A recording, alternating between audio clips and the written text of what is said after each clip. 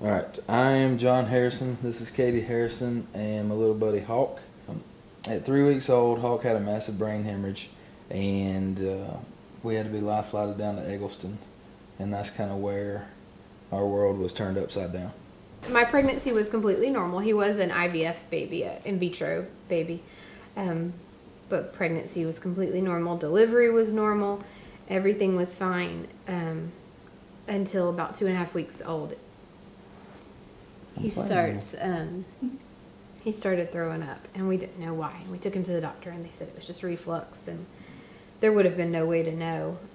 But a few days later, he had his first seizure, and so we went to the ER here in Gainesville, and they did a CT, and they saw the bleed, and it was just completely internal. Hawk had a brain hemorrhage, and we were in Eggleston for about 100 days. Well, not at Eggleston. We were at Eggleston for half of it and Scottish Rite for the other half.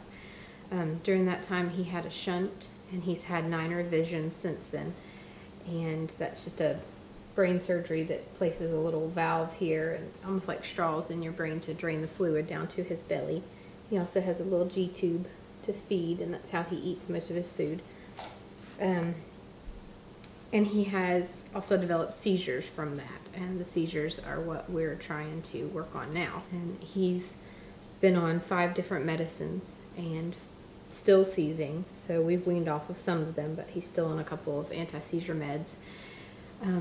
We just really like the option in Georgia to not have to be on the seizure meds, but to be on cannabis oil instead, or to at least try it. You know, we're not blind to the fact that it may not work, but it works for so many kids that we would like to be able to try it to fight his seizures instead of the medicines that are failing him. Cannabis is the sort of scientific name for marijuana, basically.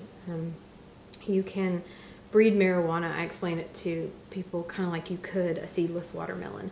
So you take the watermelon that has the fewest amount of seeds and you breed it with the other one that has the fewest amount of seeds, and you do that repeatedly until you end up with a seedless watermelon, which is wonderful because you have all the good watermelon without having to spit out the seeds. Bless you.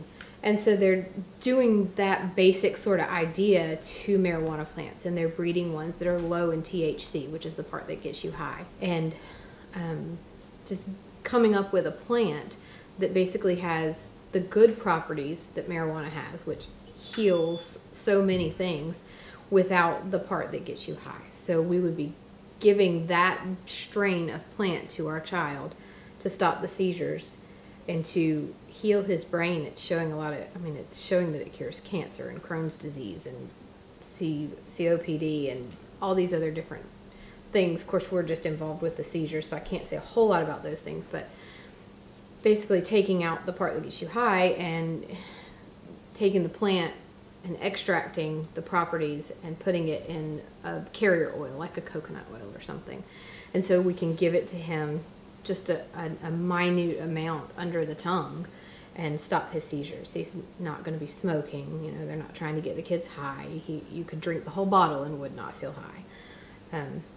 And I think the more people understand that, the more momentum we have.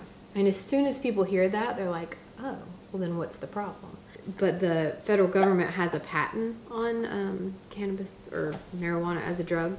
They know it has health benefits, and yet they scheduled it as Schedule 1 anyway, which now makes it to where the FDA can't approve any studies because it's supposed to have no health benefits. That's the big hang-up. So federally, something is going to have to eventually happen for this to go further, but the states in the meantime are legalizing it anyway. So there's 23 states now that are legal.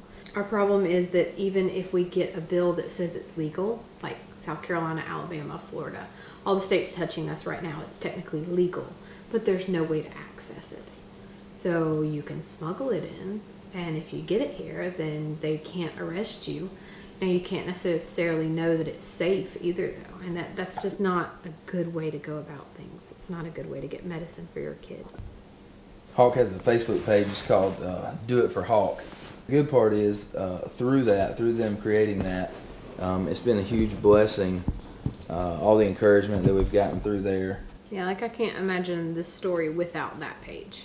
I can't imagine like going through the daily things I go through with him and not having a place to kind of just journal it all. It's gotten a lot of publicity thanks to Stacy Halstead. Truly, we were in the hospital with Trip Halstead, the little boy that got hit on the head with a tree a couple years back. People saw Hawk through Trip, and that was a blessing for us because now we have people that can pray for him and are interested and, like I said, are paying attention, and it just makes our day brighter. It's just crazy what Facebook can do. It's insane.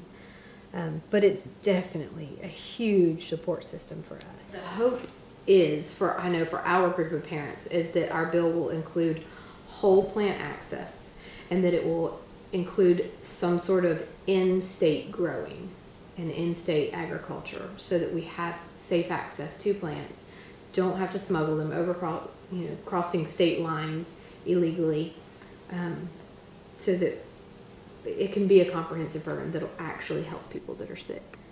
One of the things that's been the hardest is when the option to try the cannabis oil in Georgia came up last year. It was met with a lot of momentum, and for whatever reason, pretty much just politics, the bill didn't pass to be able to help these children out with these seizure disorders. And we're kind of hoping that this year things will be a little different whenever it comes time to vote on it. And last year our bill, as far as senators and representatives go, only had 4 votes against it. It wasn't that people don't believe in it. It wasn't even that your politicians didn't want it. They wanted to help us. This year that won't happen. This year Alan Peake is the representative from Macon, Georgia. He's already, just today, put the bill up, and it's House Bill number 1. So we're pretty proud of that.